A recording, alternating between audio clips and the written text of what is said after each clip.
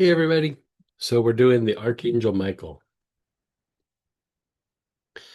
So the circles that I walk in, there's a lot of times spiritual circles like the circles that we're in right now.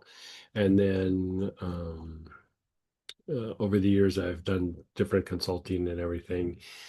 So I interacted, especially more in the past than these days, but with people from other countries, other cultures, and things like that.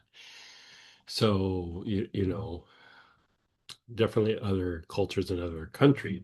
They're not necessarily Christian or Jewish, or I have a lot of Buddhist friends, and when I was doing business, there was a lot of people that were like Hindu or Jain, like from the Jain tradition.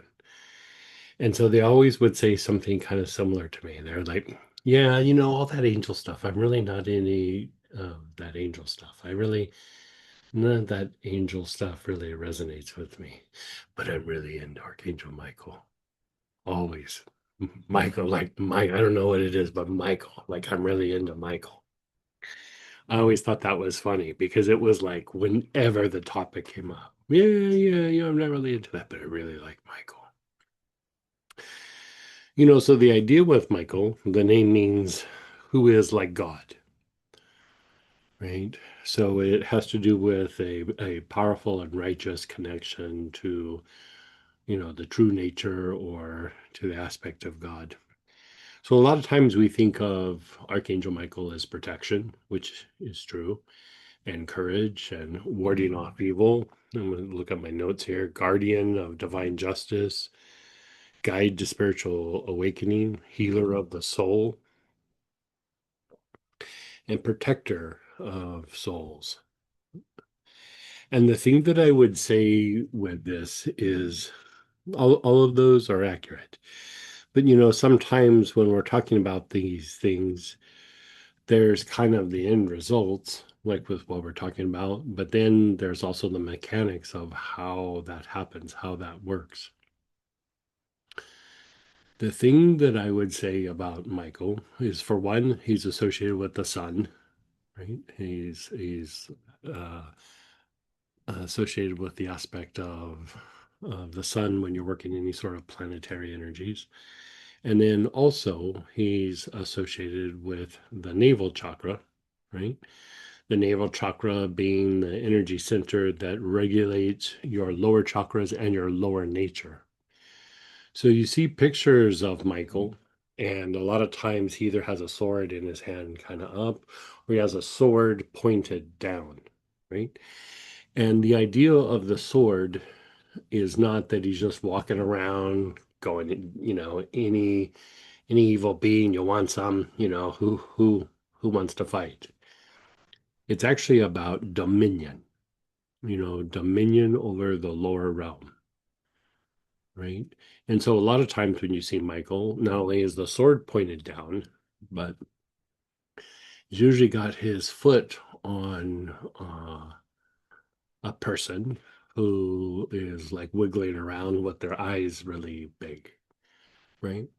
And so this is associated with somebody driven by their lower nature or their primal nature. And it's about subduing or having dominion over those lower drives, right? So when the navel chakra is unregulated, our tendency is for our primal drives, our stress, motivated drives are out of control. The more that this is regulated, the more that there is a potential for harmony between your higher nature and your lower nature.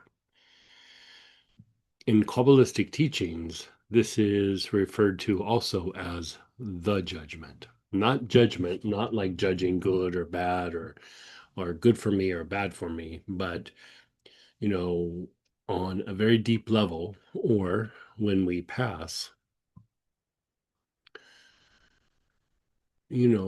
people talk about in different traditions about being judged, The one that's judging us is ourselves. We judge ourselves. It's not that we're judged by, whoever, but as we let go of the body and we let go of the lower nature and we let go of the survival drives and we start to have union to the higher soul and even higher goes, what have you been up to? What have you been doing? You know, we see things from the point of view of survival and what about this and what about that. But at some point, there is this aspect of judgment. And it's not like I deem you to be good or I deem you to be bad. The more that we're impacted by our survival drives, even if in our mind we have this idea that we're doing something good, but we're really being driven by, uh, you know, those survival instincts, you know, and even further, it becomes like survival dominance, right? Where we're dominated by this. We don't develop the intuitive mind, and we don't develop that aspect in vagal tone where of rest and repair. It's not that the soul goes, I don't know, you've been naughty. You haven't been very good. I don't think you get to do the next step. You could say that when we're working vagal tone and we're working on developing intuition, it's a dry run, right? It's like practice. And when we pass and leave the body, or we start to have an expanded state, when we start to experience the higher energies, when we start to experience even greater angelic energies or greater like presences, like if you're a Christian, it would be Christ, and whatever road you want to go down there. The more that we're being driven in our life by survival and survival dominance, the more likely we'll turn away from that light after we've left.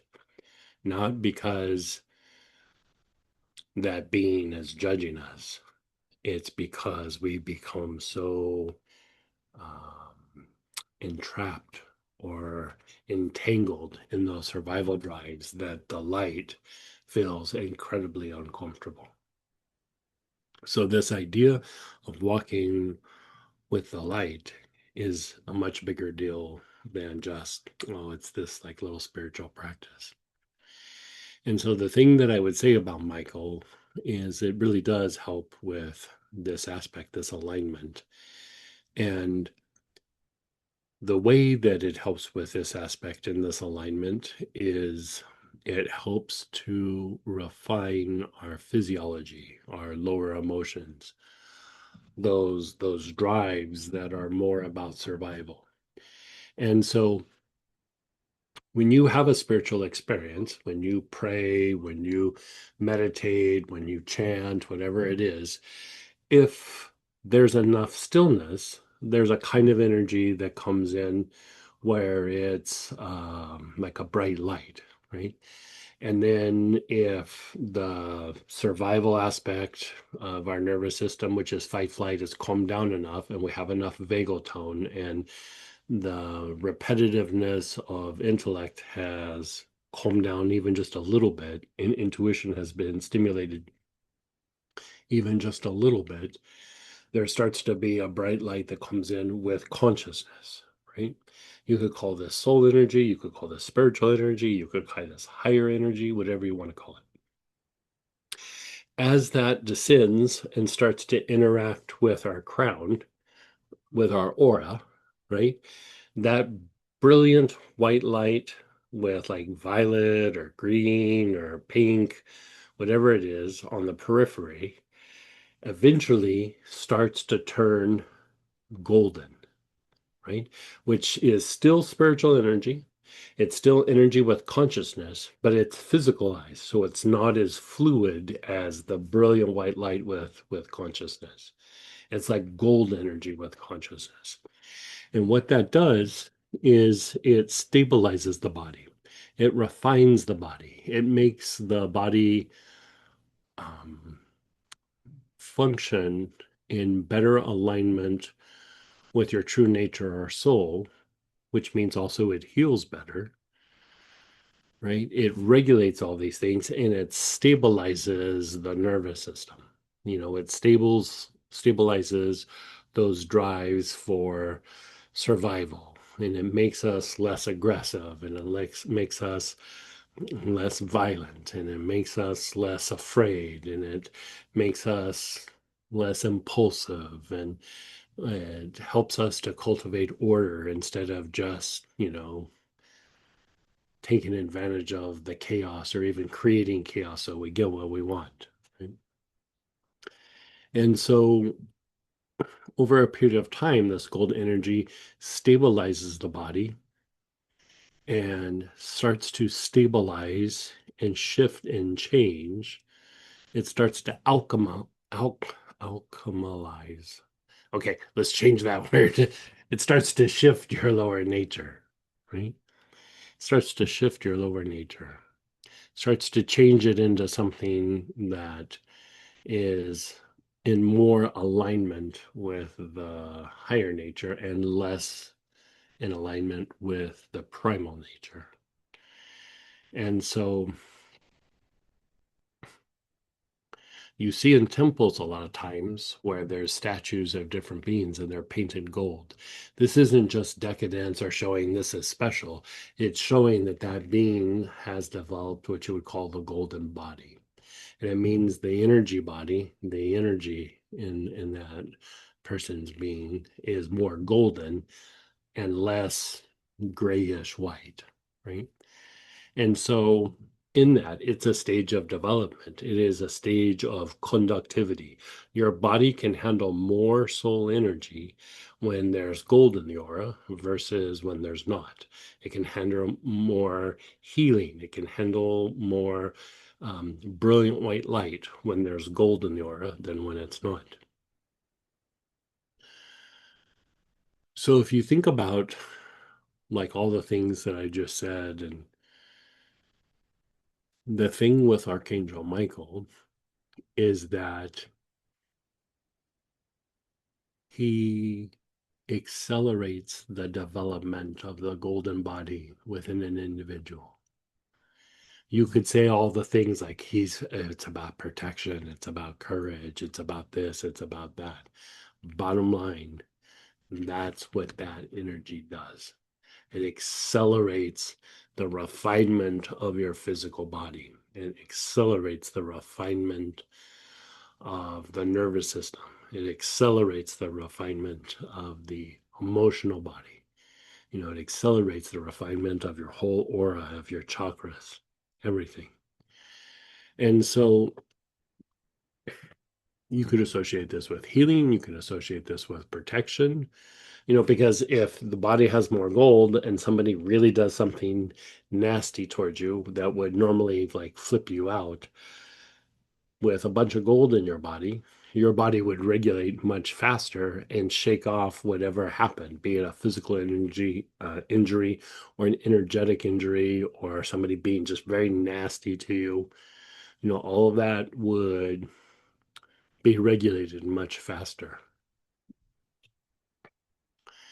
So in practices that also refine the energy body, like Kundalini practices, this angel, this archangel is also very potent because it also refines the Kundalini, right? Part of how the energy body shifts and changes is that you're not just circulating Kundalini energy, you're not just tapping into it.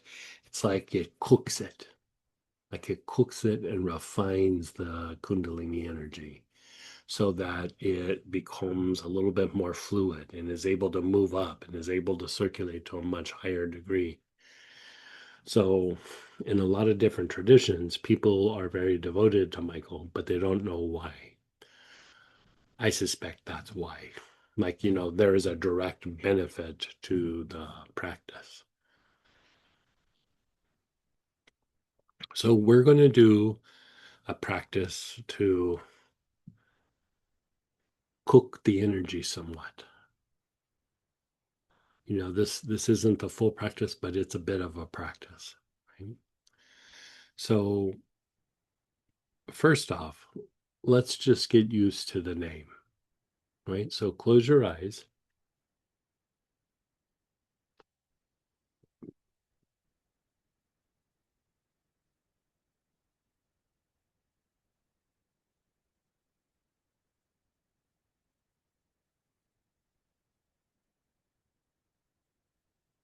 You're closing your eyes, and let's just have you have your awareness on your front heart. Now, the proper way to say Michael is Mi Kai El. Mi Kai El. So you're being still.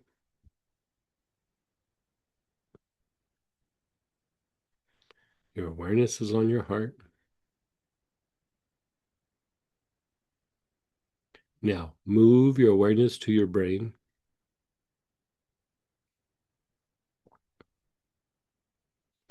Keep your awareness on your brain. Just hear my words. Keep your attention and awareness on the brain.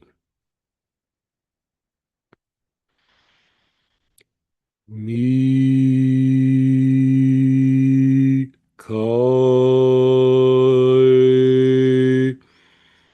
El.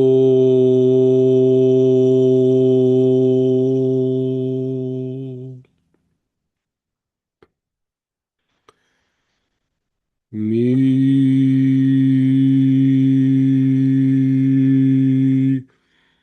Kai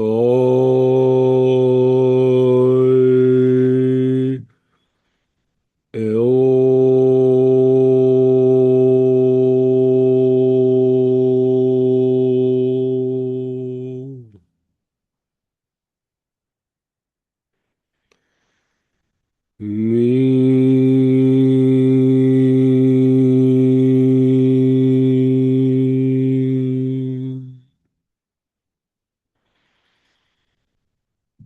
Koi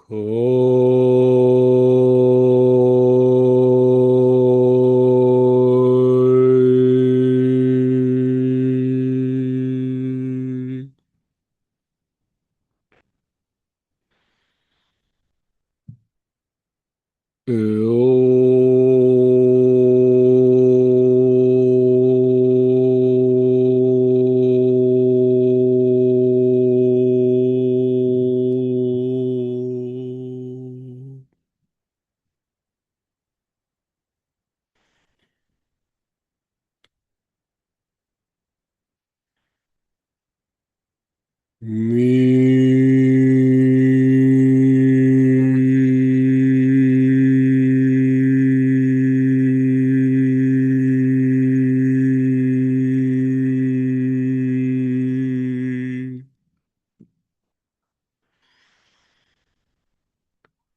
Koi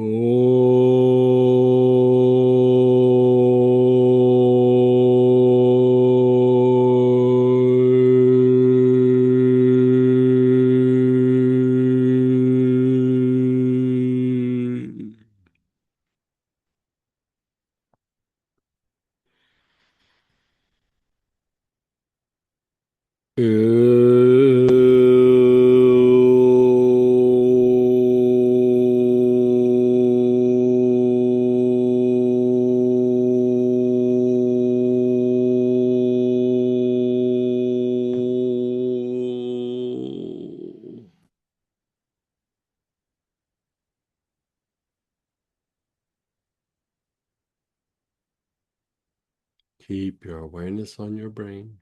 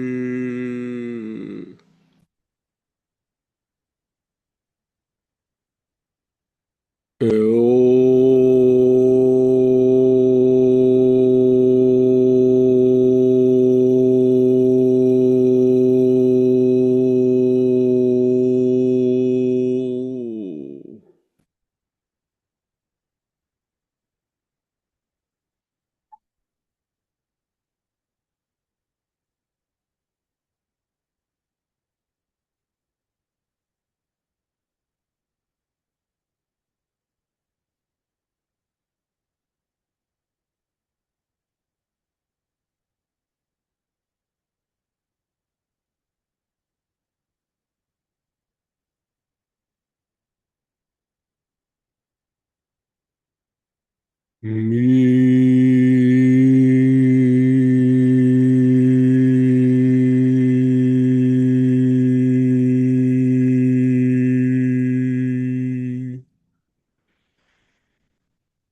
Ko.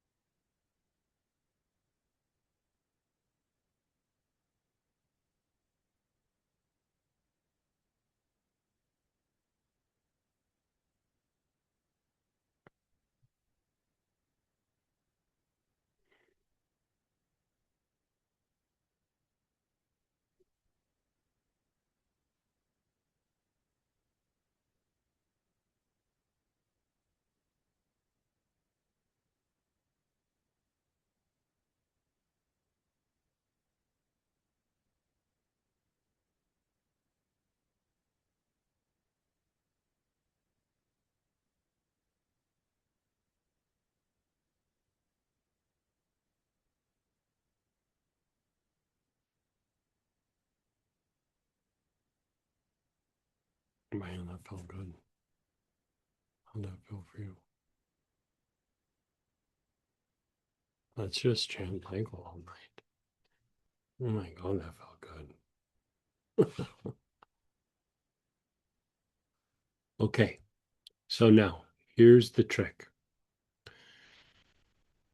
Let's do it with a dry run without the oil, and then we'll do it with the oil. Okay, or at least the first little piece. So your awareness is on your navel, right? So put your awareness on your navel and start taking nice, long, slow, deep breaths.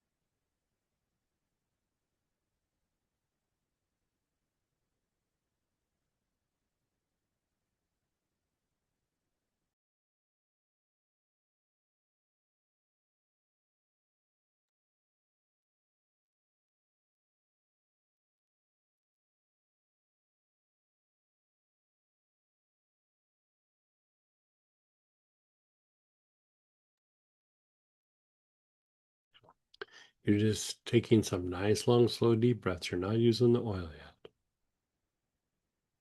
Okay, so now from your navel, like let's say this is your navel, right? Through your navel, you're going to put your awareness on the navel, and you can do it one of two ways, right? You can, with your awareness on the navel, just work your way back to your low back area from your navel. You just kind of go through the body and you come out on the back side. And if you've never done this before, that's what I would do for a little bit. Now, we've done this in some of the oil classes before. So if you put your awareness on the navel, you can kind of shoot it back. Like you just put your intention and it's like, and you push it back. Right? So whichever way it is, if you've never done it before, moving your attention and then coming out on the low back is what you'll end up having to do. For you to be able to shoot it, you've had to have done that a bunch. It's like a pathway's opened, right? So your awareness is on the navel. Now move back towards the back.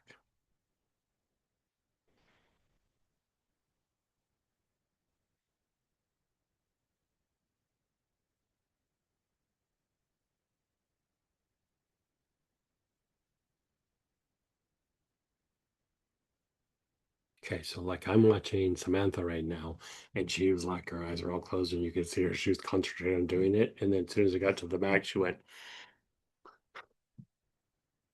right?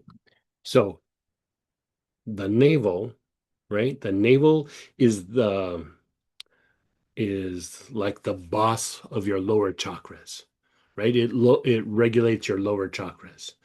Now, your ajna regulates all your chakras. The navel regulates your lower chakras in conjunction with the ajna. Like the ajna is the CEO, the navel is operations manager, right? The boss goes, "Okay, this is what we're going to do. This is the project. This is how it's going to go down." And the navel goes, "Okay, boss, got it. But now let's make it happen," right? So you're taking this aspect associated with your lower nature and you're moving it through the body and you're coming out on the backside of the navel on the low back. Now, the backside of the navel is the Ming Men, right? So the Ming Men transmutes the energy of the body. It raises the vibration of the body. So you're taking this aspect of the lower nature, of your lower drives, of your primal drives, you're pushing it through the body, and then you're starting to cook it. Like you're cooking it, you're slow cooking it like a crock pot. You got it in there, and it's like bubble, bubble, bubble, starting to heat up and bubble, bubble. And part of what's happening is it's being transmuted, right? The impurities of what moved from the navel back are now being cooked off, right? The vibration is rising. And now you have this energy that's a little bit more refined than it used to be, right?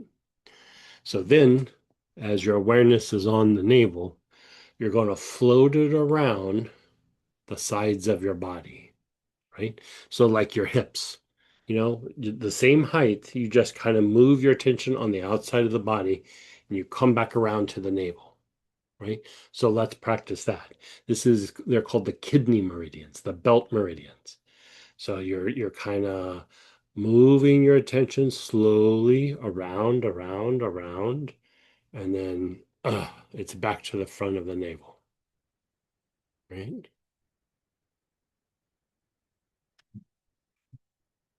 And then once there, just be still.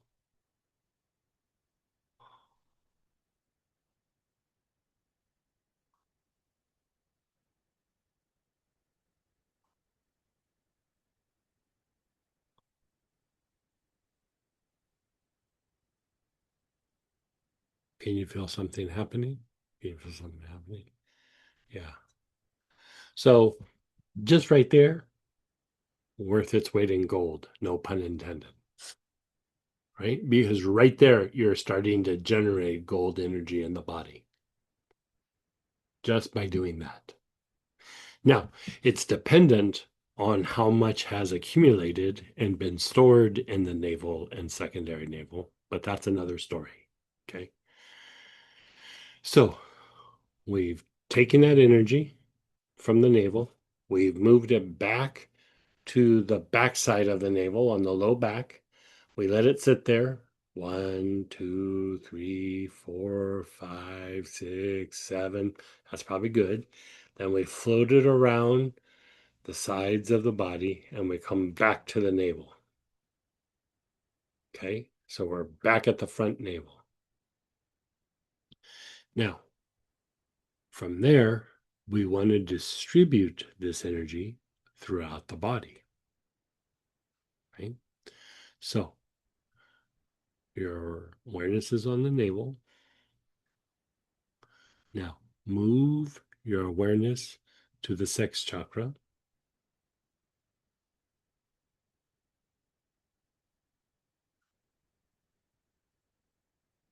You're not doing anything, you're just using your awareness.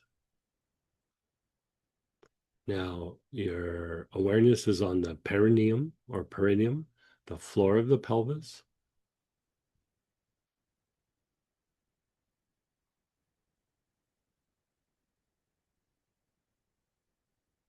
Your awareness is on the low back, or excuse me, the bottom of the tailbone. Your awareness is on the bottom of the tailbone. So your awareness is on the tailbone.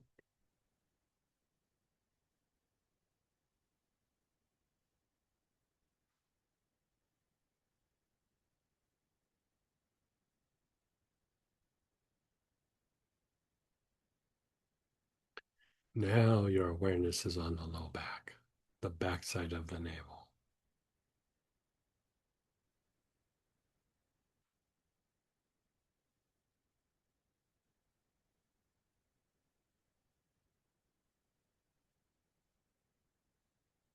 Your awareness is on the back solar plexus, that mid back area below your shoulder blades.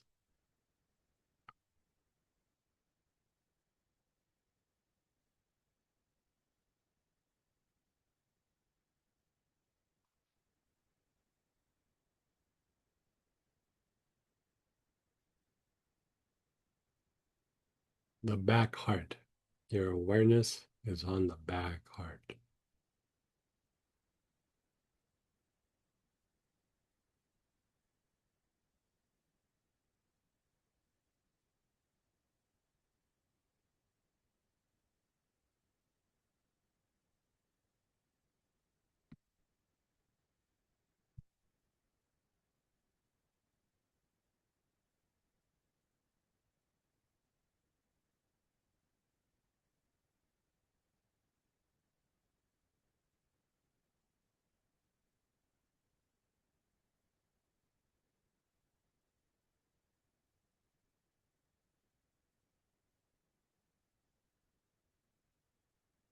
Your back throat, the middle of the back of your neck.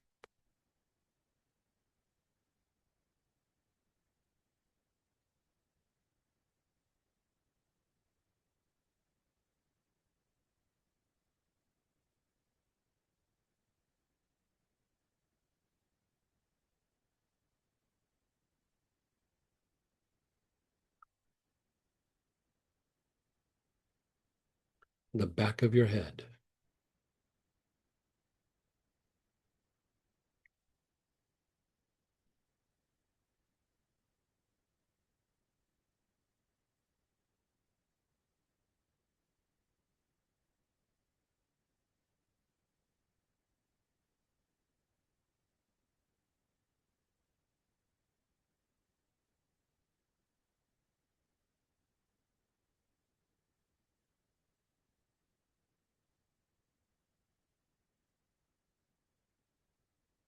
The crown.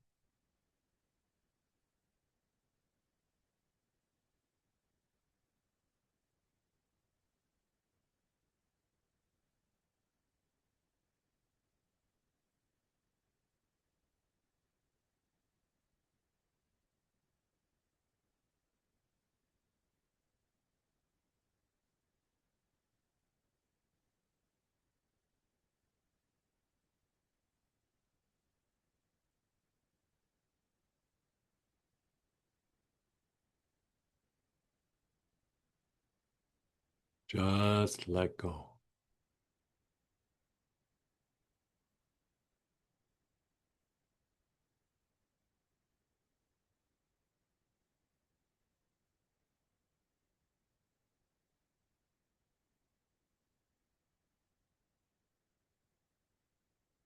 Your awareness is on the crown, the very top of your head.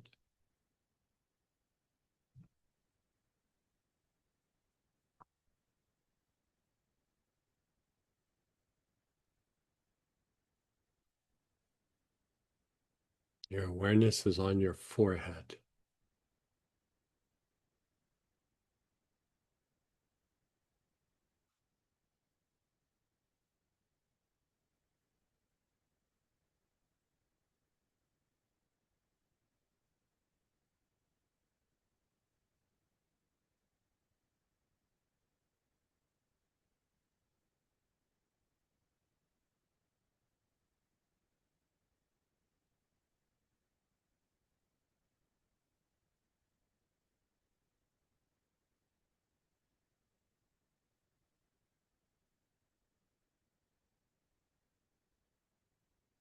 Your awareness is between the eyebrows.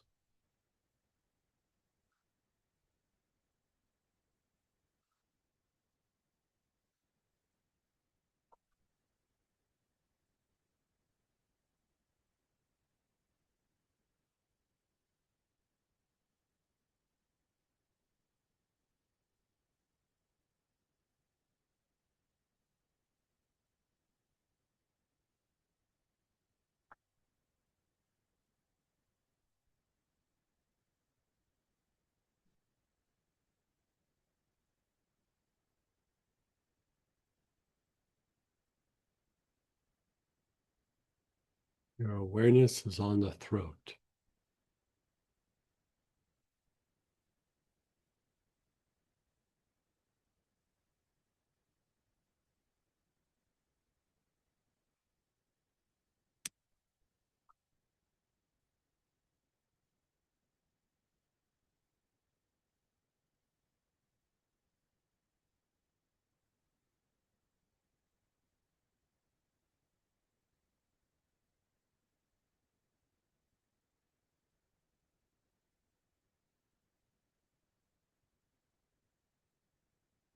Your heart,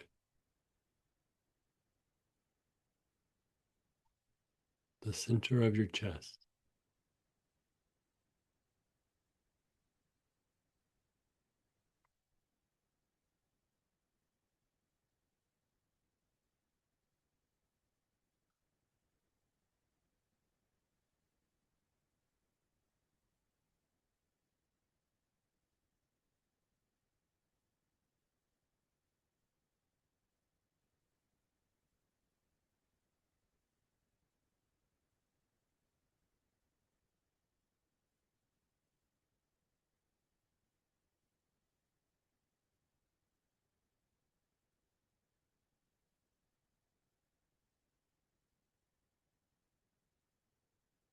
Your solar plexus below your ribs on your upper abdomen.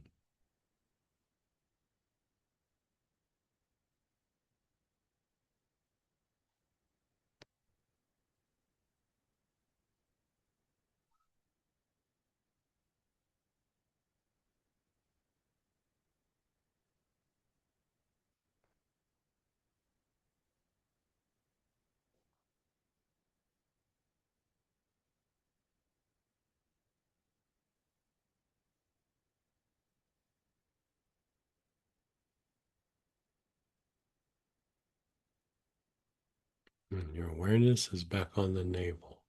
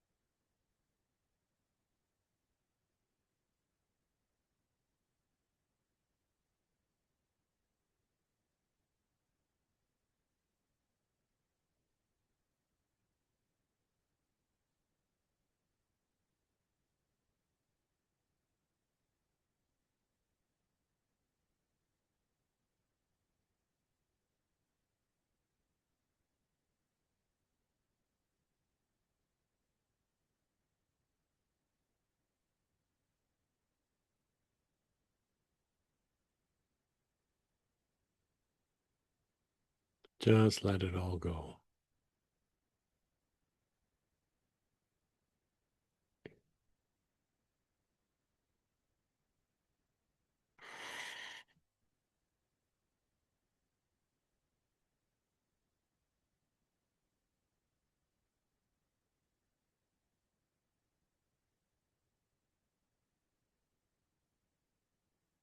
That for you.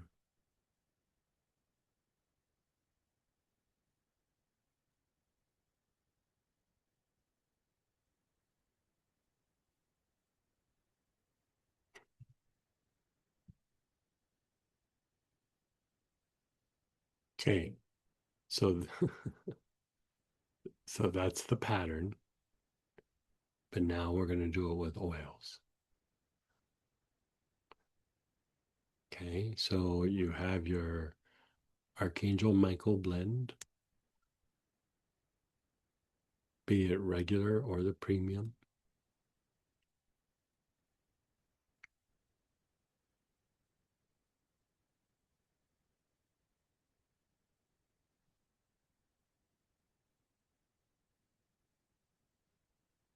Your awareness is on the navel.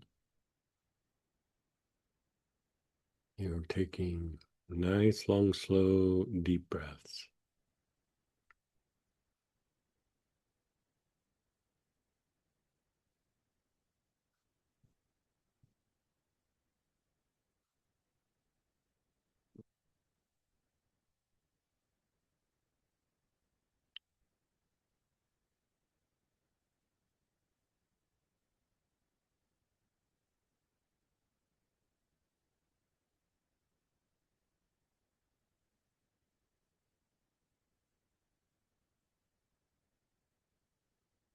You have the oil. You're taking nice, long, slow, deep breaths. Your awareness is on the navel.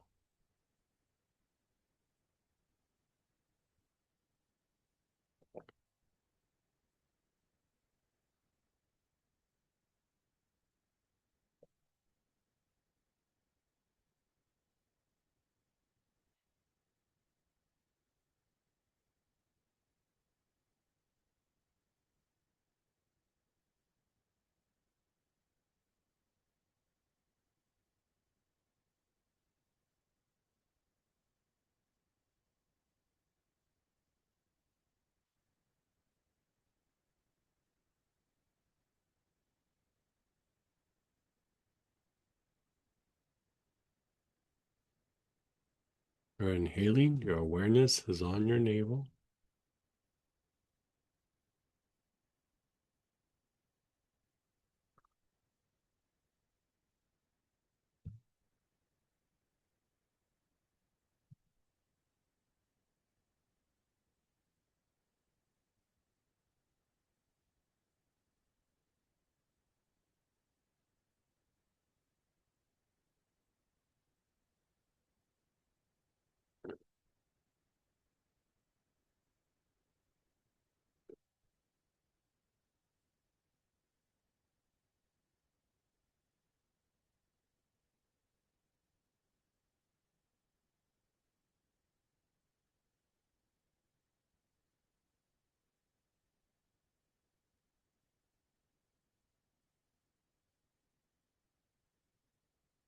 Okay, so you're still inhaling, but now begin moving your awareness through the body to the backside, coming out on the backside of the navel.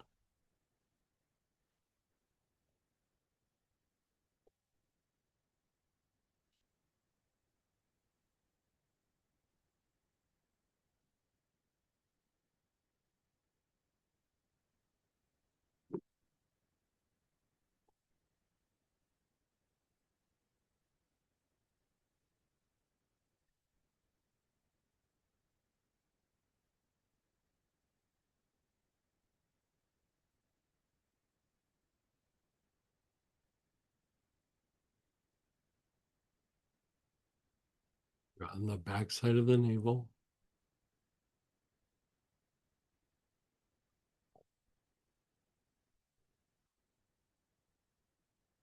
Now, slowly start bringing it around the outside of the body, like if you're wearing a belt, from the backside of the navel to the front side, your navel.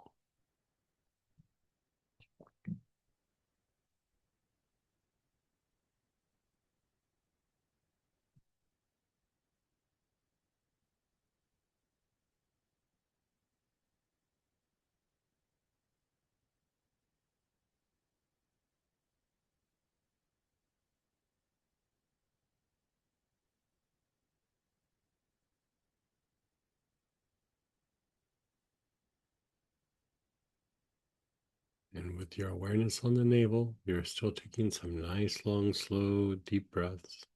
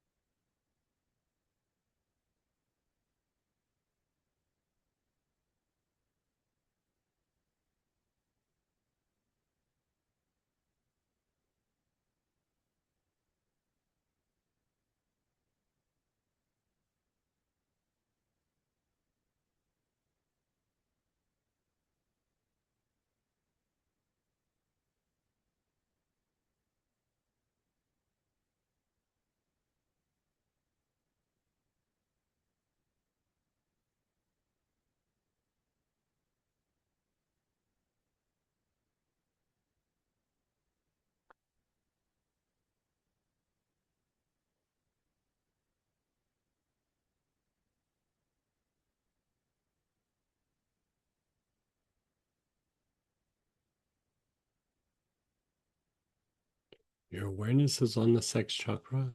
You're taking nice, long, slow, deep breaths.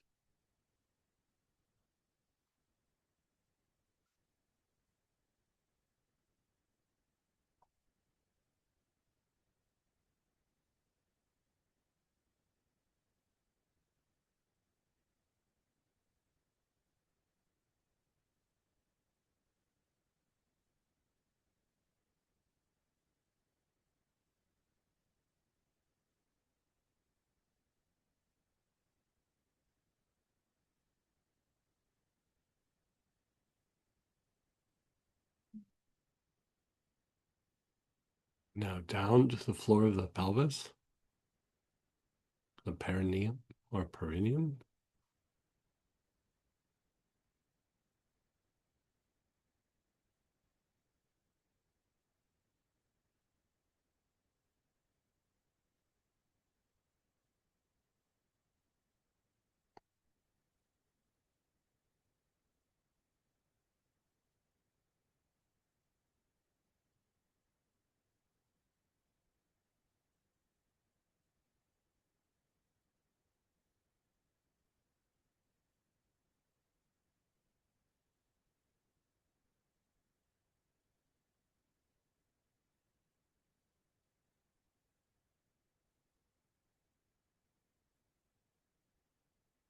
The bottom of the tailbone.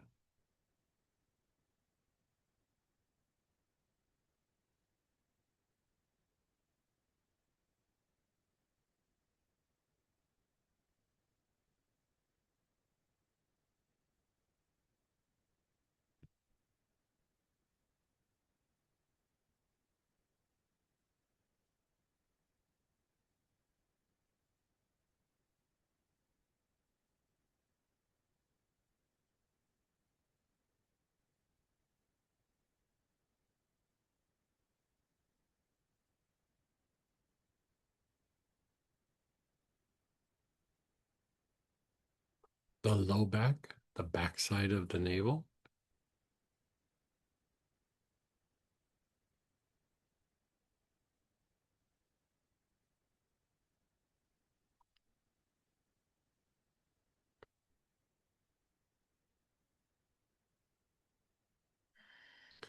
The mid back, that area below your shoulder blades.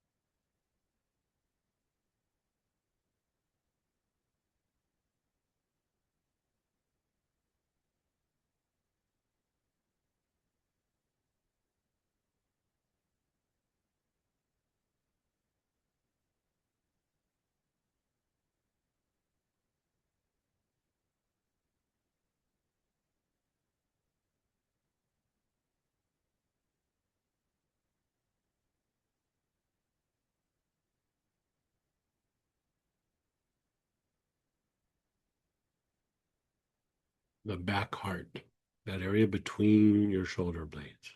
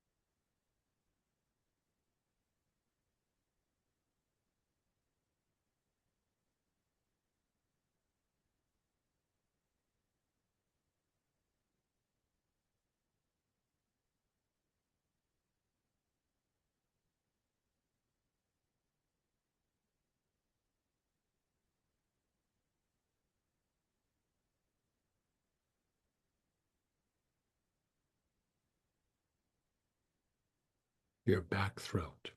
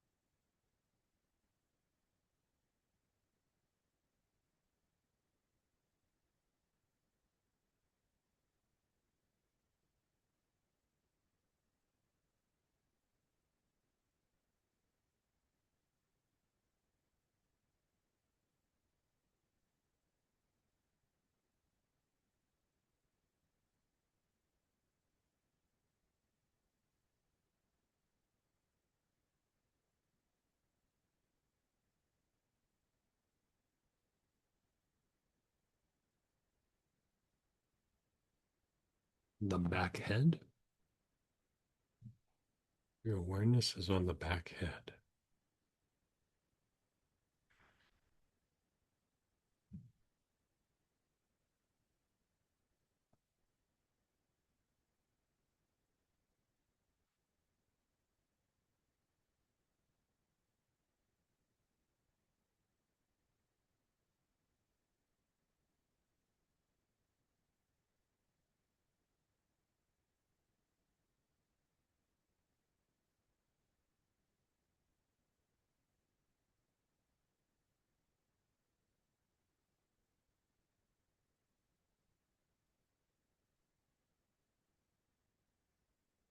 The top of your head.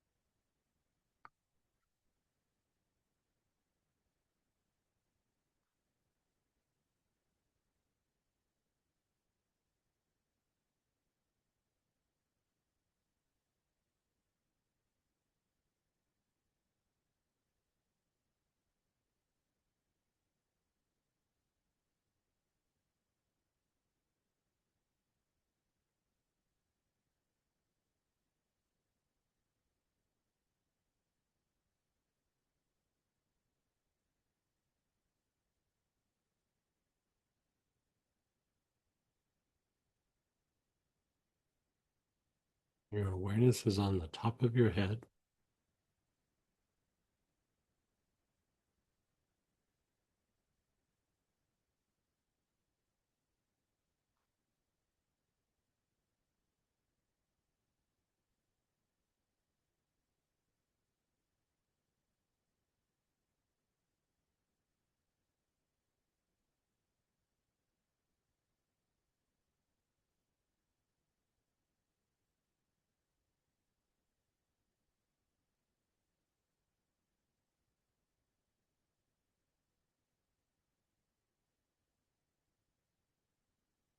Just let go for a moment. Let go of everything. Just let go.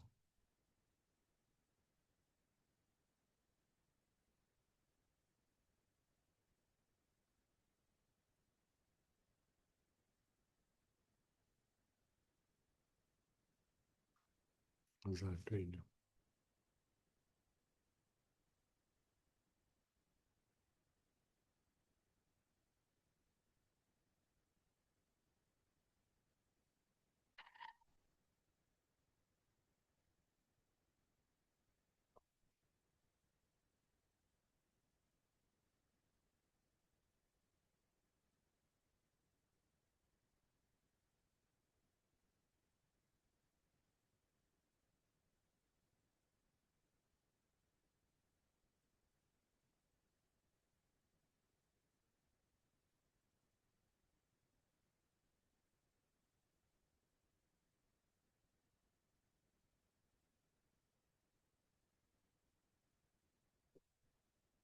Your awareness is on the crown, the very top of your head. You're inhaling the oil again.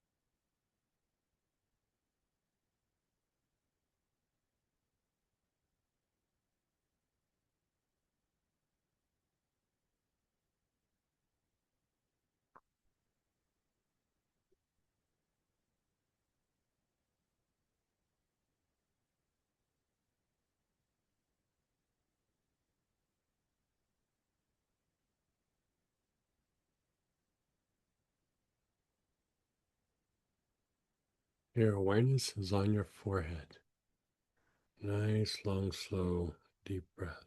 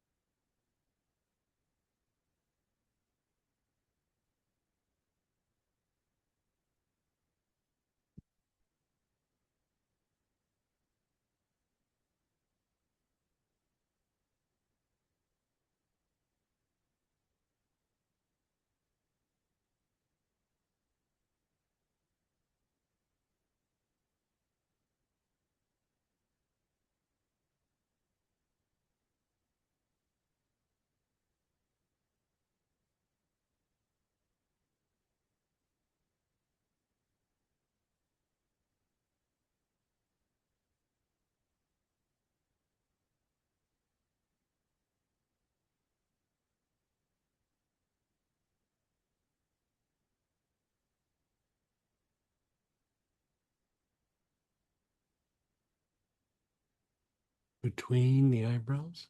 Your awareness is between the eyebrows.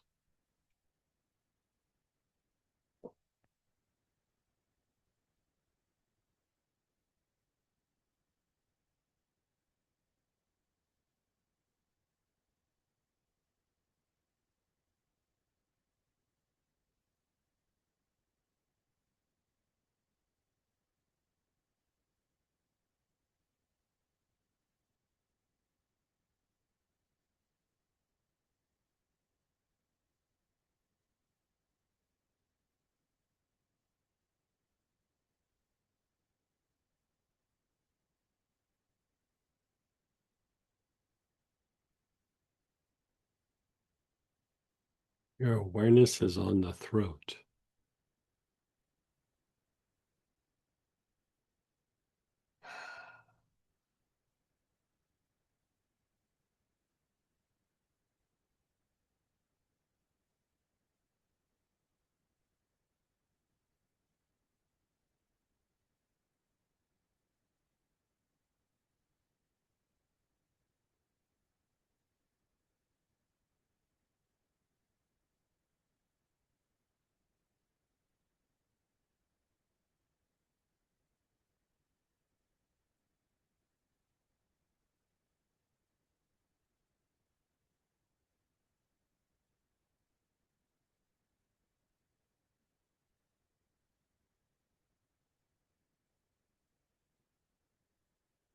the heart, the front heart, the center of your chest.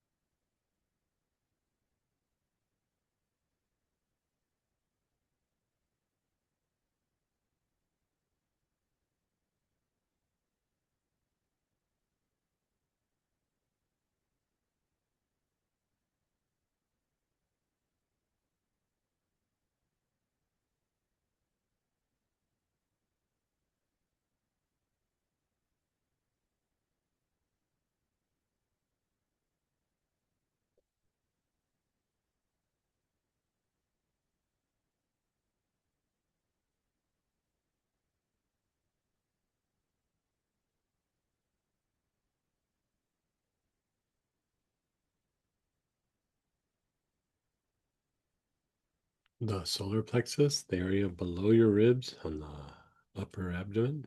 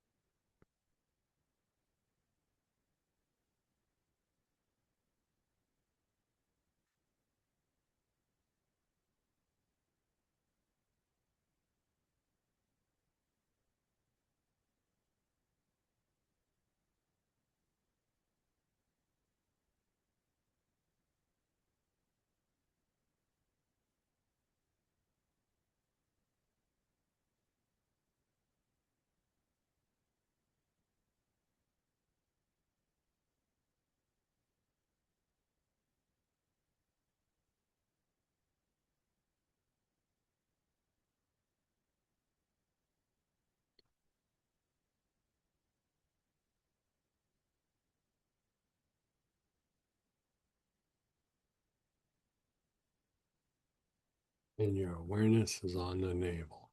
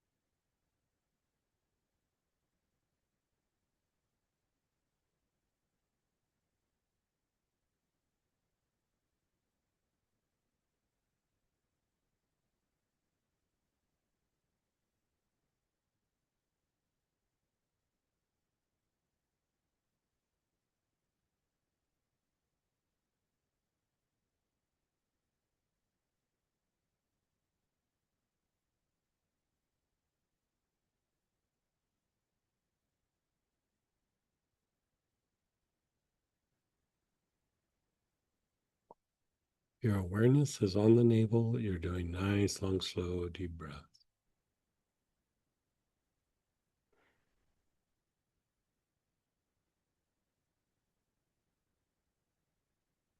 And then just pause and let it go.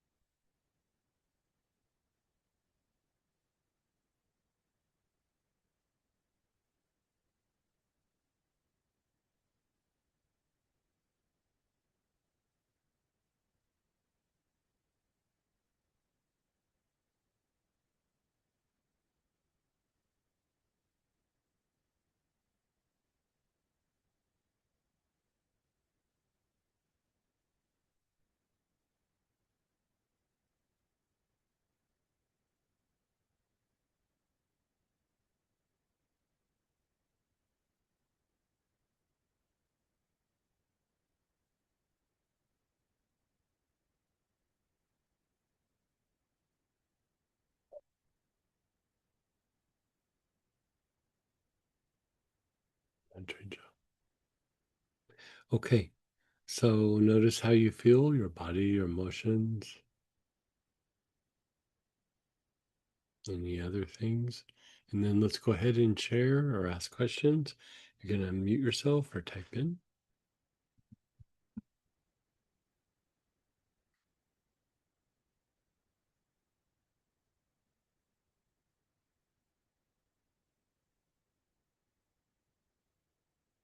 I feel like I just meditated for 2 hours, Mhm. but good meditation. It was amazing. Someone's asking a couple questions as well. Yeah, yeah. Someone's wondering, if I can find it, what is in the oil? I'm guessing they mean the regular Mediterranean. Let's see. Yeah, because the one in the kit is the regular. Yeah. Let's see here. Give me just a sec.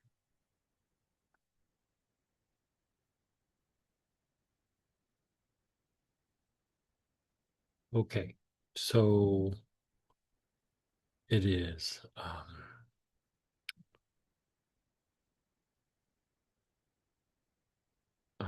sage, cypress, frankincense, galbanum, mugwort, cistus, opopanax, thyme, eucalyptus polybroct, rue, and lemongrass.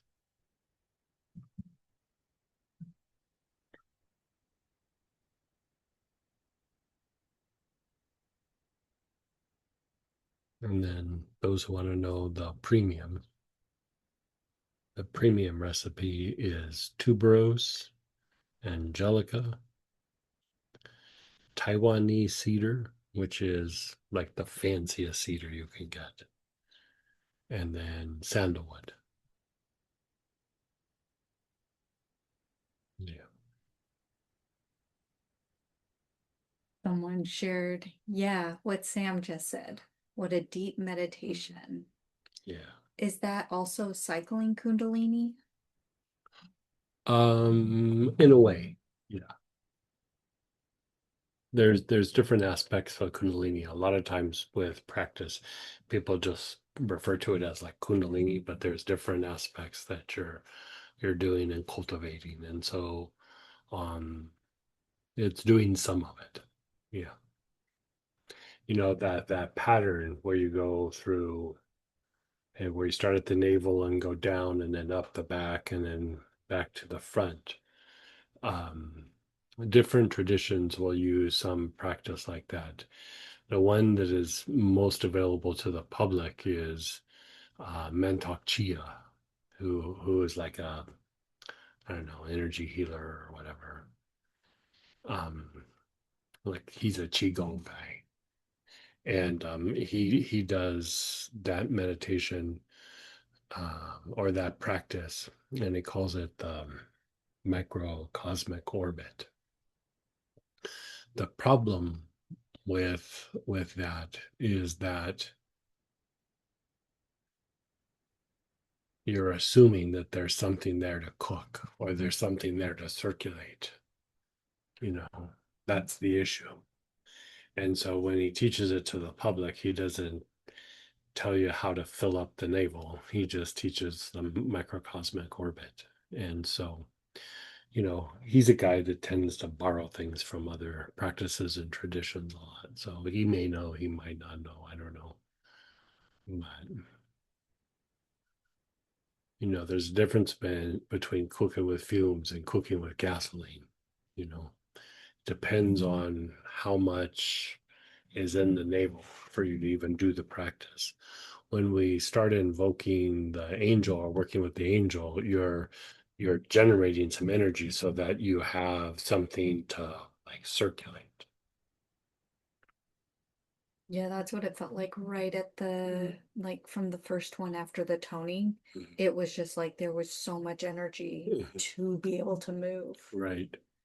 And you notice like if you do it and then you do it again, you can feel something moving. A lot of times when people are doing Kundalini practices, they're moving like kind of like fumes, they usually do it too fast, or they don't have like a deep enough of like focus combined with awareness.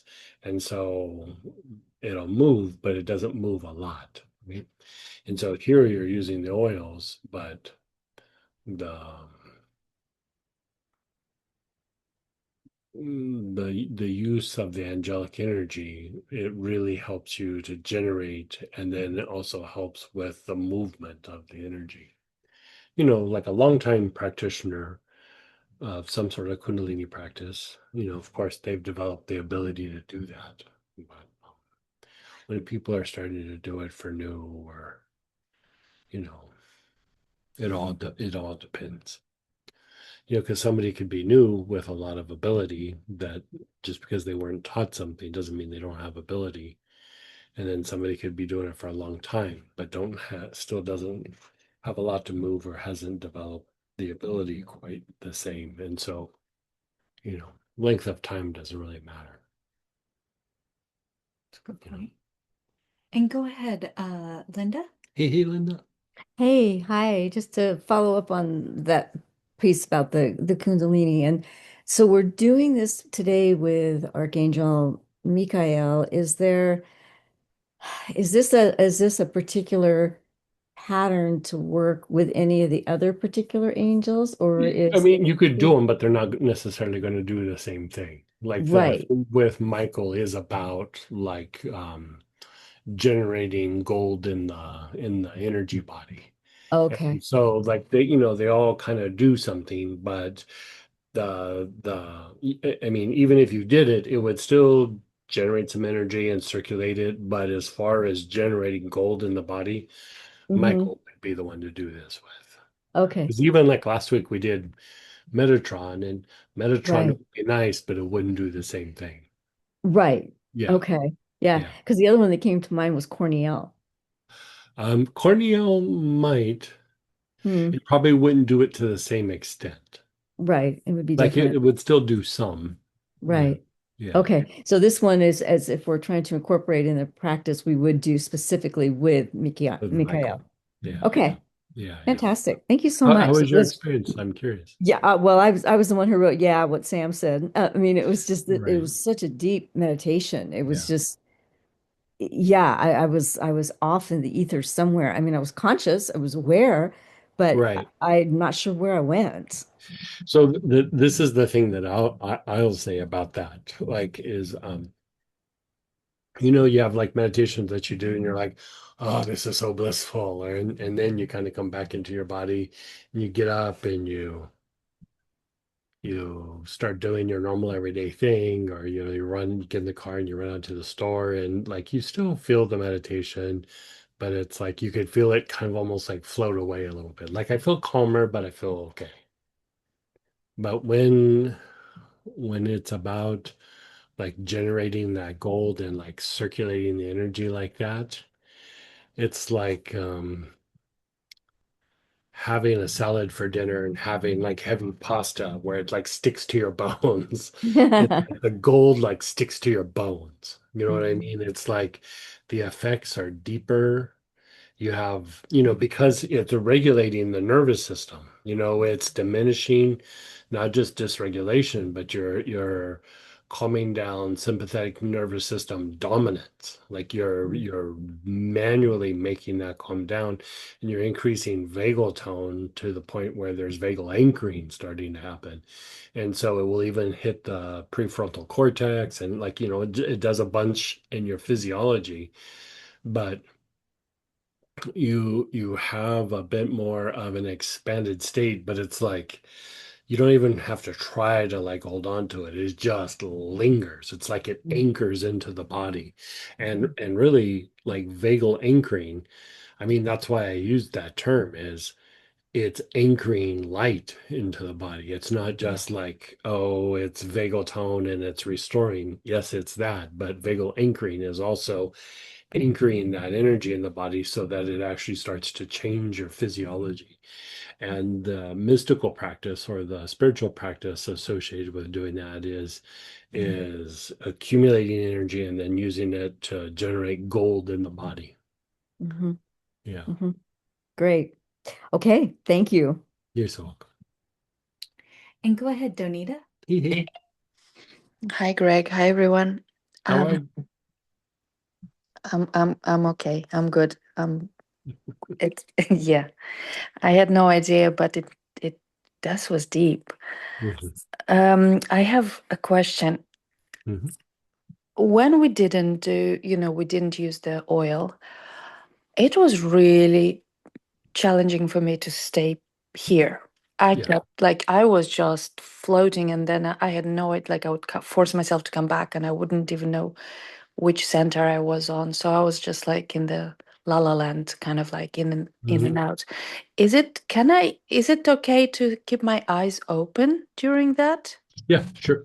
Because The if I sometimes like leaving your eyes open in a practice like that, it has a little bit of like an effect of releasing something. It's like I don't want to say a safety valve, but it's like if it starts to get too much, it will release something off so that you can stay, focused. Because like here, this isn't like you're just like doing something and then blissing out. You're moving something. Like, you're going, okay, navel, uh, uh, uh.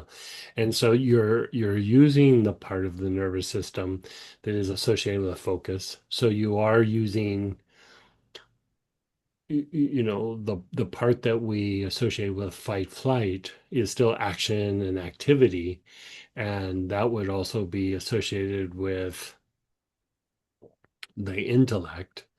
Like anytime you're having focus, that is an intellectual process. And so you're using that to do something spiritual. Like it's not like you said, it's like you put your awareness there and then, oh, you blast off. The goal is to stay focused and then move the energy and to be able to sit with the energy. And, that's going to come and go. Like that's very normal. Like you do it sometimes and the next time you go, I'm gonna do it again. And then you're like, it just happens.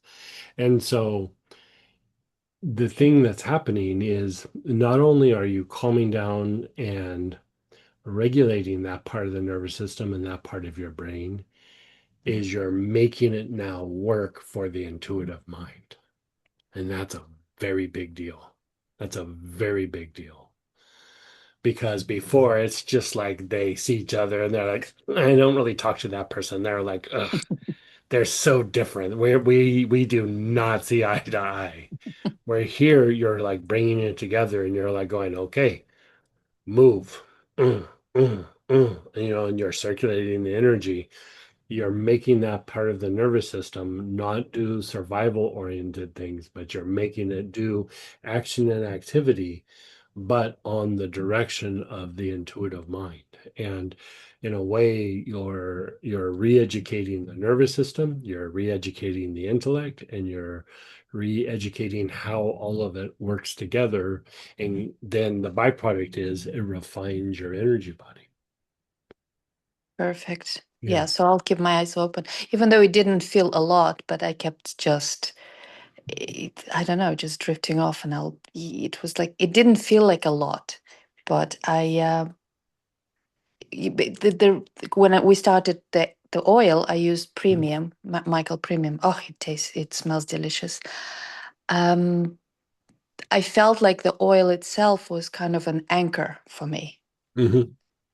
And The oils will always help the nervous system like adjust, adapt, and be more compliant. You know what I mean? It's like it always helps the nervous system come more into balance and to re-educate. And so I've always found, because I've done this practice both ways. I've done it with oils and I've done it without oils.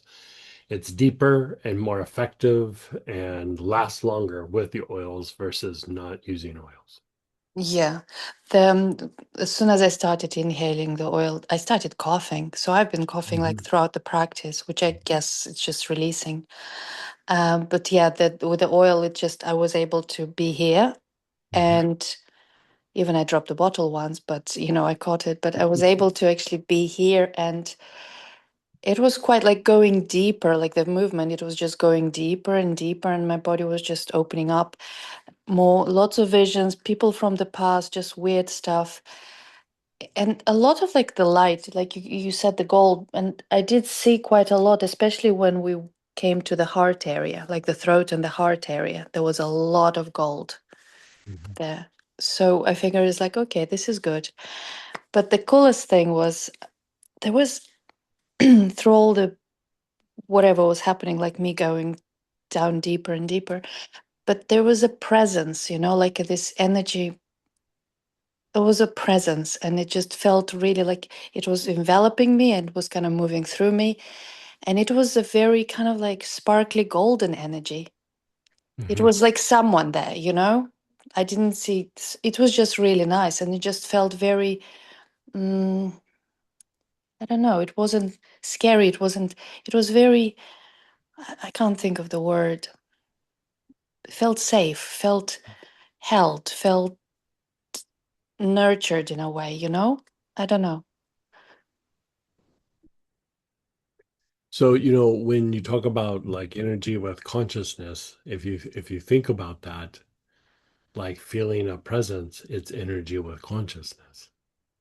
Like when we really begin to integrate that energy with consciousness, you feel more present, but you also feel the presence. Mm. Yeah, it was a very, like the words don't give it justice to the experience Mhm. itself. I can't really put it into words, but it felt really nice. And even during that, I felt like, oh, this is light. I mean, I didn't feel like I was deep. And then, we finished, I opened my eyes and I'm like, I can't talk, I can't move. So thank you. You're so welcome. And go ahead, Denise. Hey.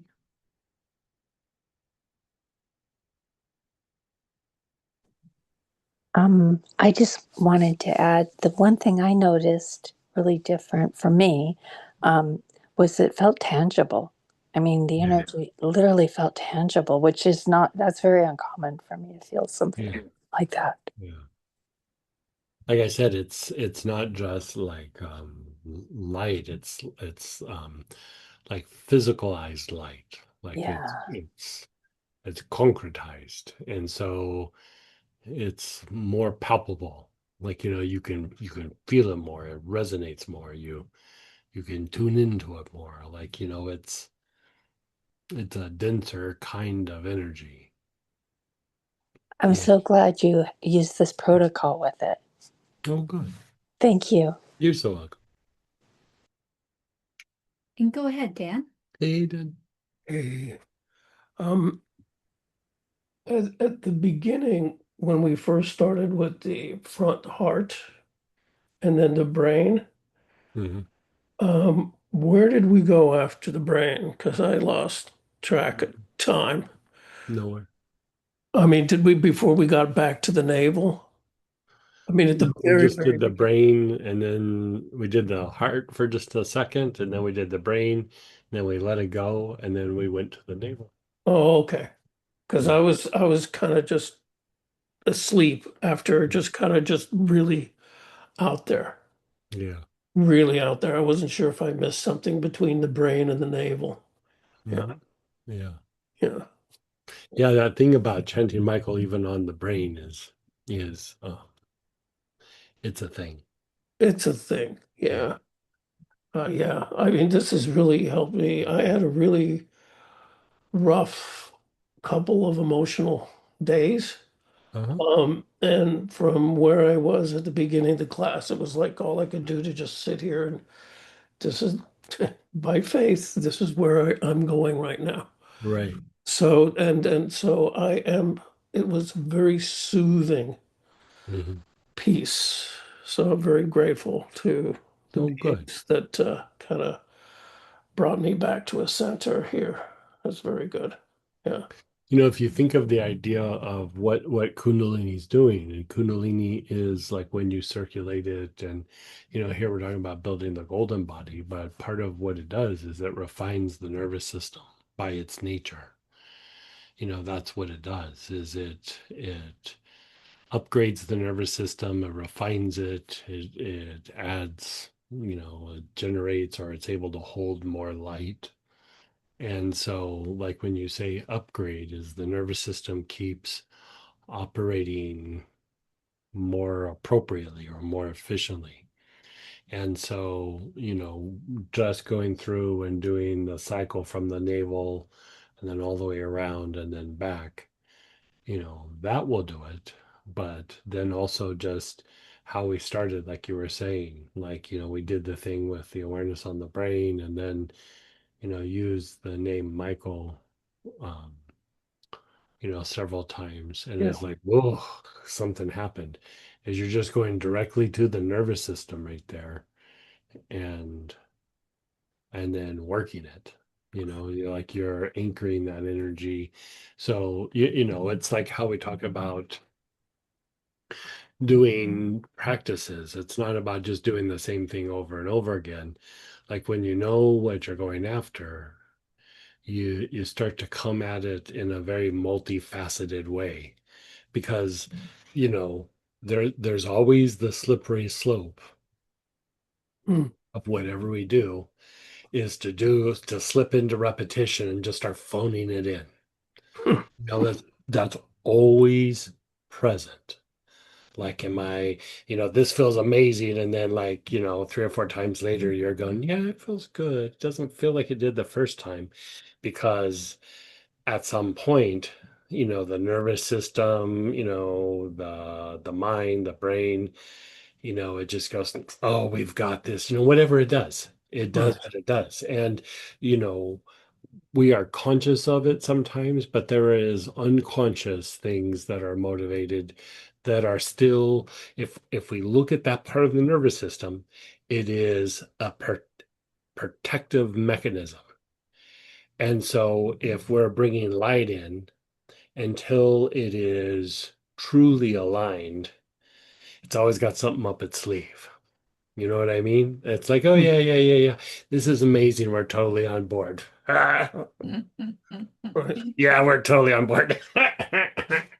It's a bit of a trickster. You gotta take into account that those survival protective mechanisms are gonna even play dead sometimes, and then and like try to go back into that repetition when you're not paying attention. Yeah, maybe that's what kind of, because there was some big triggers that happened Saturday over the weekend or whatever. Yeah, but good. Like This is in your practice or just in your life, or just in my life. I mean, something just kind of really just set me off the edge. okay. But I was wondering too, there's well, I was doing on Saturday morning actually with Padmasambhava bringing. I vaguely remember you saying invoking Padmasambhava will kind of bring things in a very uh big way, and I was focusing, like kind of following that through from like imagining the deity on my crown, and then through the forehead, through the ajna, and then down, like circulating that. Would that have had a piece of, why Okay, sure. this whole Problem about intensity the thing? will energy, you're gonna purify whether you like it or not. Yeah, I kind of went through a lot of the like it or Yeah, not kind of thing. yeah. Yeah. I would do it more with angels. Do it rather than Padmasambhava. Yeah, because Yeah, I mean, you do Padmasambhava every once in a while, but right, and it doesn't mean you don't do devotional practices and things. But right. with what you're talking about, angels are much gentler Okay. than Yeah, because I just got, yeah, it was like I got clobbered with something, and then just the way I yeah, that's interpreted it, it was Padmasambhava. just like crazy bad. That sounds like a Padmasambhava experience. Oh, really? Okay, Yeah. so maybe it had a little. little bit to it. Okay. Yeah. And it lasted for a few days too, so it kind of just, yeah, it's probably a good little Yeah. follow-up to that. Okay. Thanks again. Bless you so much. Thank you both so much. Think, you know how we talk about like with angels, they don't really like they hold like a space or they hold like a kind of cohesion. And if you're not ready or not willing or whatever, they'll kind of hold that space and allow you to kind of align with it. Right? Like, you know, if you like, okay, I'm invoking even Michael, you're like, you're doing it, and it's like you kind of reach your point of your threshold or something. The angelic energy will go, okay, I'll just wait here. You do what you got to do, you know, take a nap, do something for a month, and I'll come back, and then we'll slowly keep moving it in that direction. Right? The thing with Padmasambhava is you will process this. Like that's the energy of what it is. Like you will process this. You're not ready, doesn't matter. Like you will process this. And there's a time and a place for that, you know. Yeah. But it's like going to the bathroom, like having a bowel movement 24/7. At some point, it's exhausting. You do it Yeah. every once in a while. It's not the majority of your day, it's a little tiny bit of your day. Right. That's the way Padmasambhava should be utilized. Like, you know, just little bits and pieces when you're kind of ready and you move through something. But Right. yeah. Okay. Like any time where the whatever the deity is and the eyes are big, you know, Yeah. like Yeah, how he's because like Papa's and Baba's looking at me like that. like Yeah. that. Right. It's will energy. Okay. Like when they have breasts, you know, because sometimes you'll see Buddha and it's normal, and then sometimes you'll have see Buddha and they'll be like breasts. Uh-huh. That's love energy. Okay. Okay. Much softer. Much softer. Much softer. Okay. Yeah, yeah, Okay. yeah. Great. Yeah. Well, speaking of body, so the big ears, when Buddha has big Oh, ears. that's just like the area that it came from. Like that's it's not Nepal, that's I can God, where is that from? It's not Nepal, it's I almost had it. Bhutan or that. I'm not sure it's Bhutan, but it's one of those areas. It's Oh, just a okay. So it's just reflection of like a cultural thing then. Yeah. Okay. you know how like Christ, most pictures of Christ is he's a white European male, Right. which is not the case. Which That is, sometimes it happens with pictures and images of the Buddha. oh, okay. So Yeah. it's just kind of, okay. It's just, you know, different cultures. Okay. Yeah. Okay. Very good. Oh, thanks again for so much the insights and the teachings. You're so And we had some more questions come in Sure, as sure. well. What chakra is Michael associated with? The name. Yeah. My experience at the time of toning, it felt like lanterns over each chakra, the Mm. crown pulsing with the largest lantern. I felt so much love from Michael, unlike any other angel. I couldn't sense much during the inhalation though. May have gotten distracted. Mm. What is the effect of Michael Premium versus the survival pack? So the regular Michael. Yeah, like the the premium, it's a little bit stronger, but it's working just a different aspect of Michael. Both would do what we're talking about, but you know, the premium oils are usually like precious oils, so they have a bigger impact on the mind. The regular oils have a bigger impact usually on the physiology. And so both still kind of do both, but the premium ones have a little bit more on the mental body. Yeah. It's a good way to kind of explain it.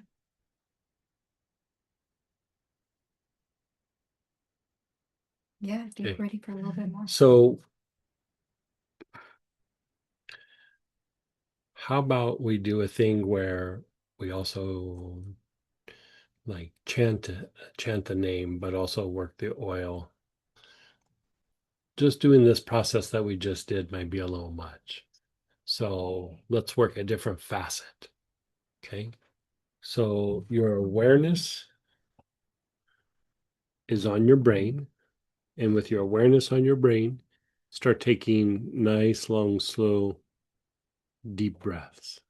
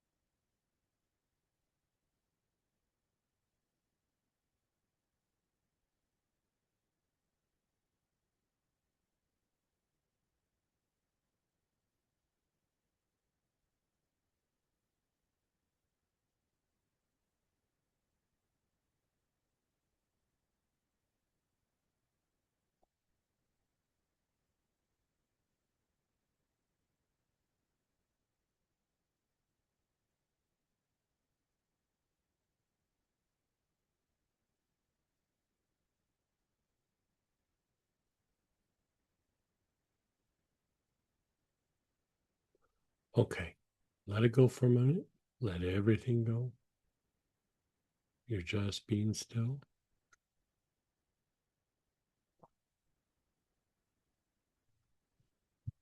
You're not inhaling, but your awareness is on your brain.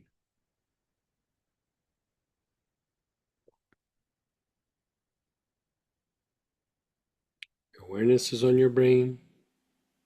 You're not inhaling, you're just being still. Me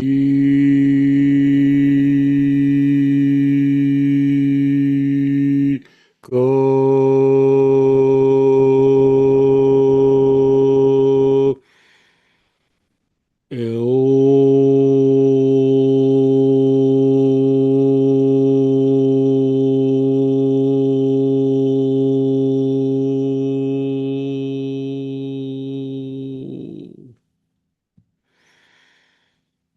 me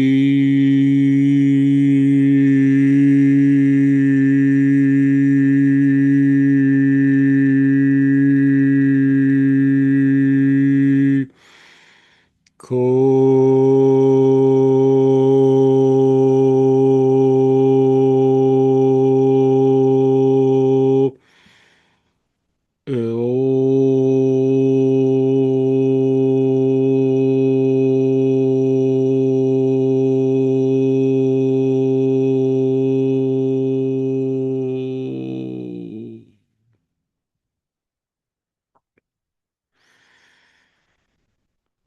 me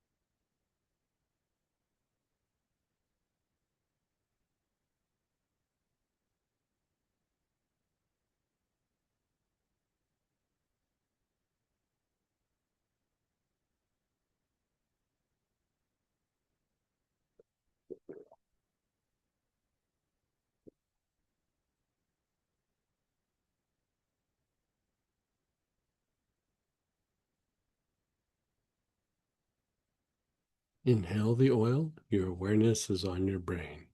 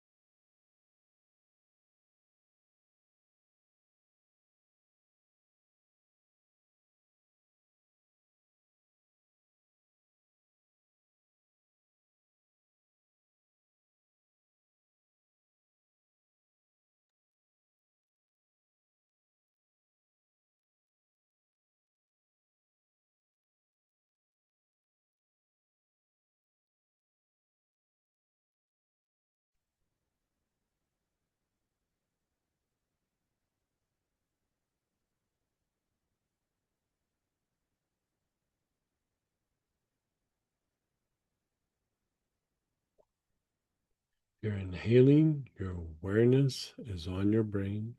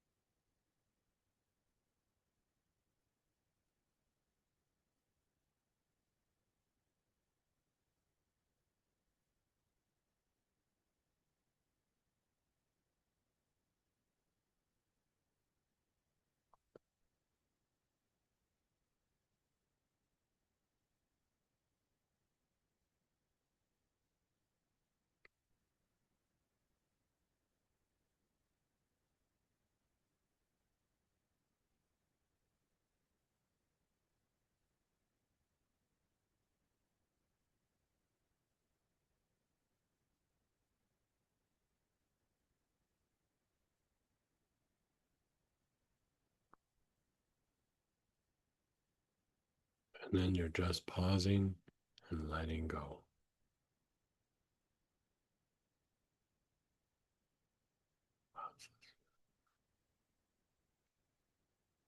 Yeah. Okay, you're being still. Your awareness is back on the brain. You're not inhaling. You're just going to hear my words with your awareness on your brain. If you want to silently in your mind follow along with the name, go ahead, but you're not inhaling. You're just letting the energy of the toning of the name do what it does.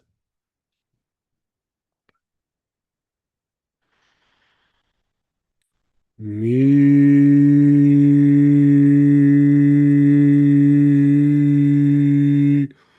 ko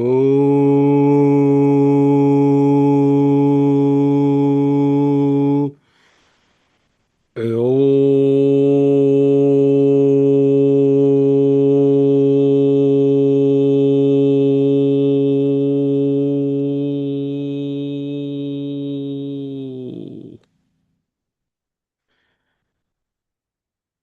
me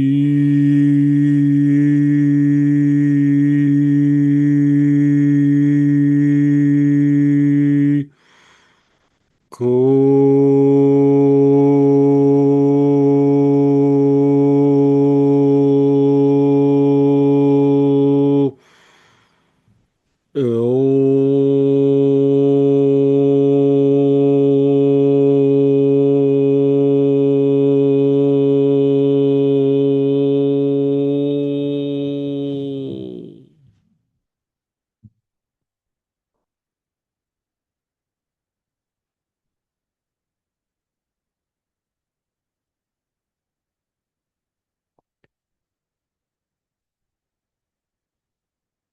Me.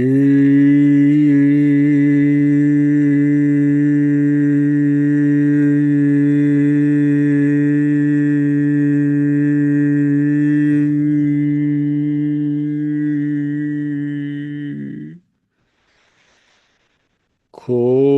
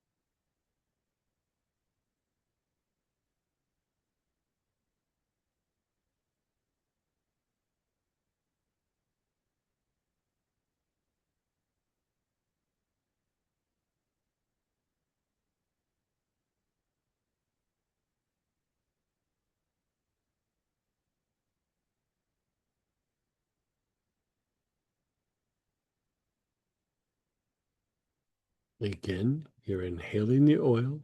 Your awareness is on the brain.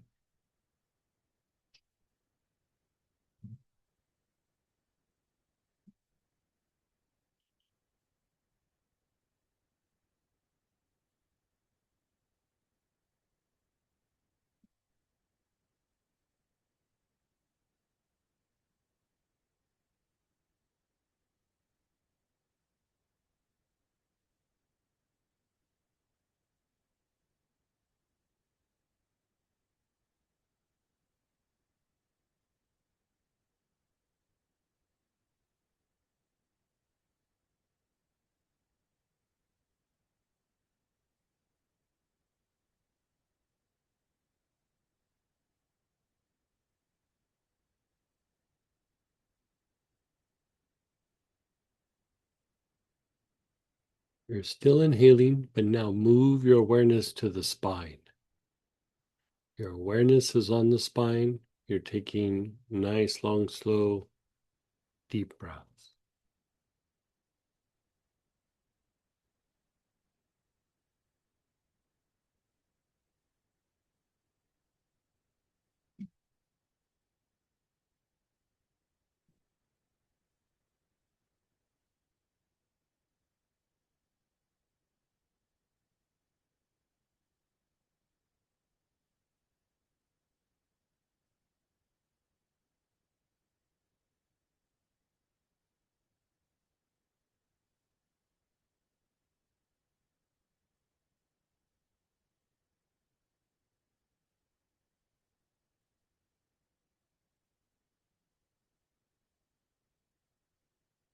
Your awareness is on the spine.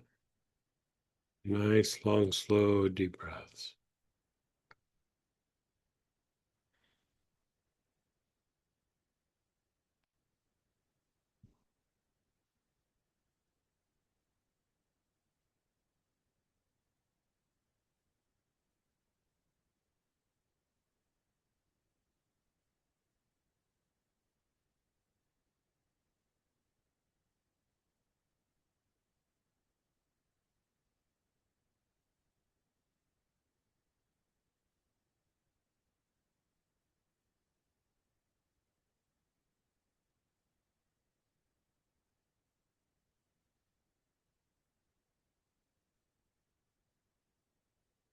And then you're just pausing and being still. You're letting everything go.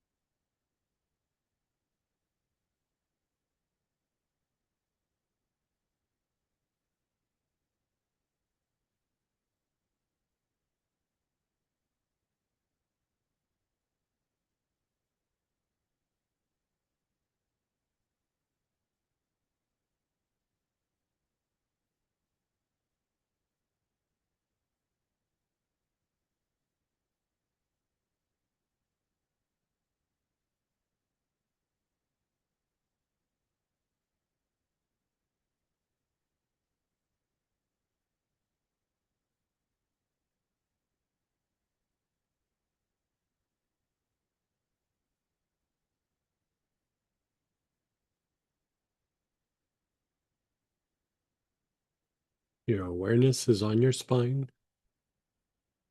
You're holding your attention and awareness on the spine.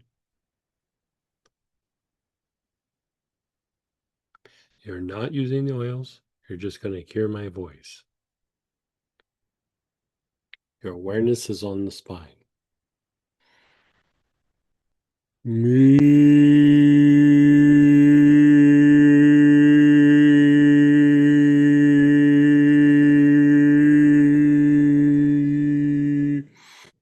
Ko.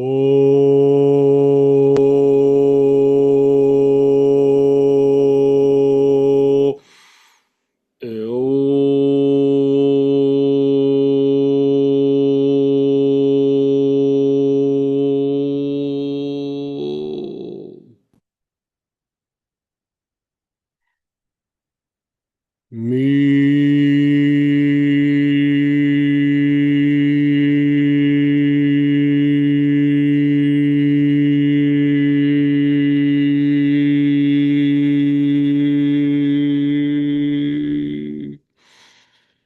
Ko.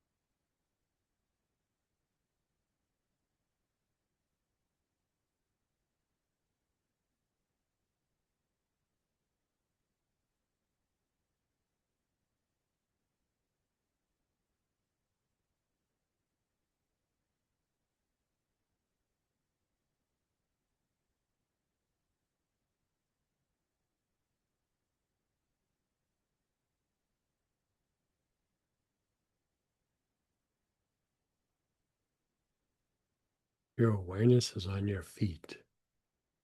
Inhale the oil with your awareness on your feet.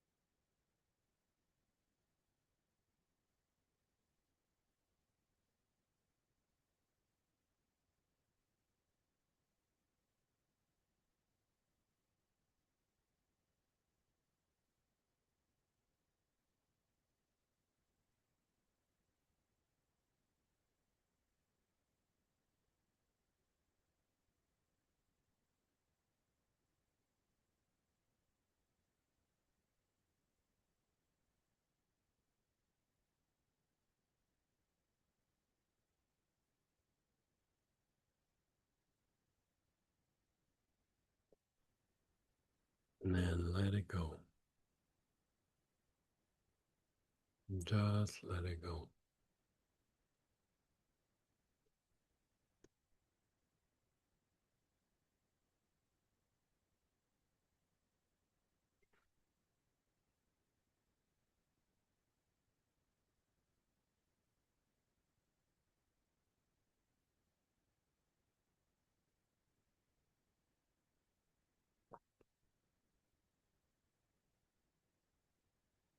Your awareness is on your feet.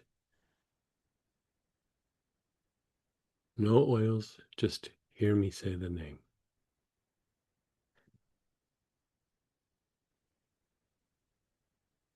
Me.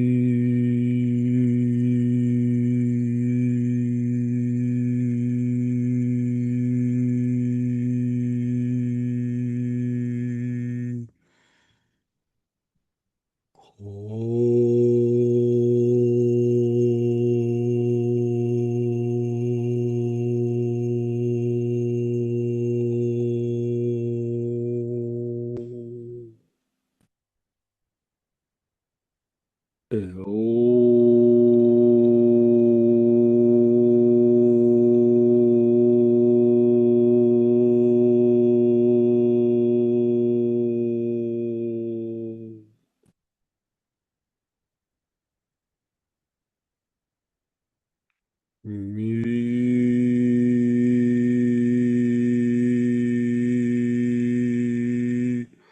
Ko.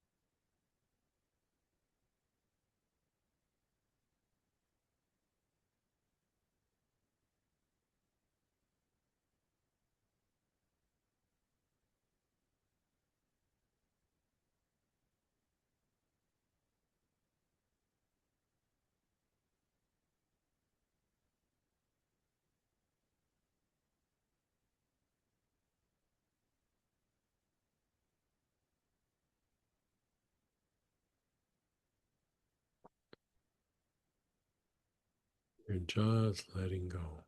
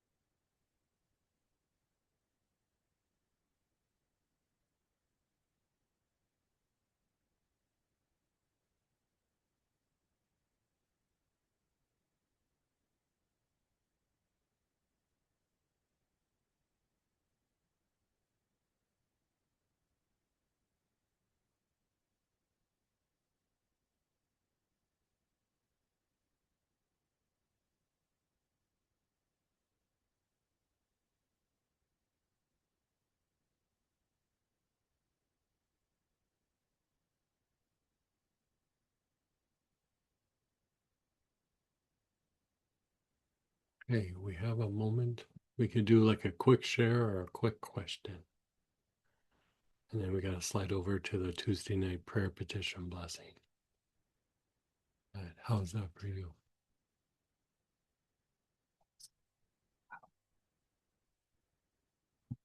What do you? Yeah, when we did the spine. I mean, the only word that came to me was woza. Like, wow, like I can't even express. Like, and then down at the feet. I mean, this whole night I just want to keep doing, like, We might be doing it a little bit in this prayer petition blessing here pretty quick. oh, so.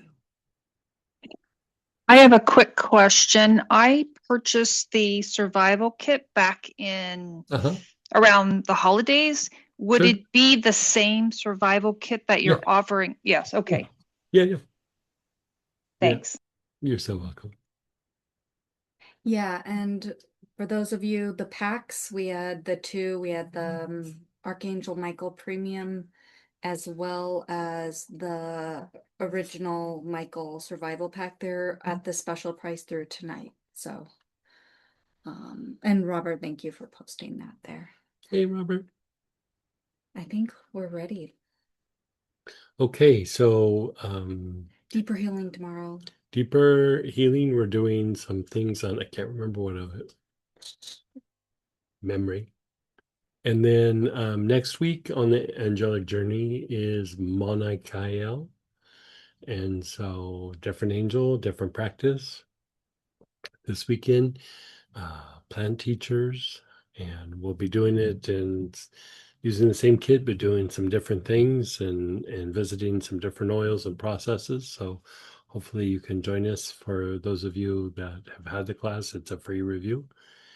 And yeah, we're going to slide over to the Tuesday night prayer petition blessing and maybe do a little more work with Michael there. So take care, you guys.